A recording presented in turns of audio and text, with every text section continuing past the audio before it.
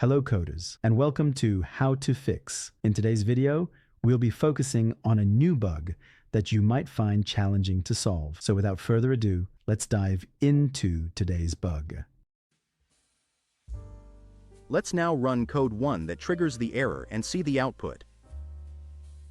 Here's the explanation and the solution to the problem. Feel free to pause the video to read through the explanation.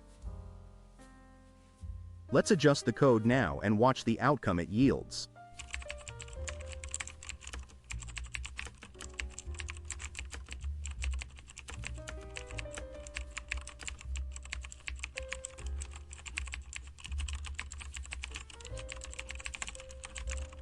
And bingo!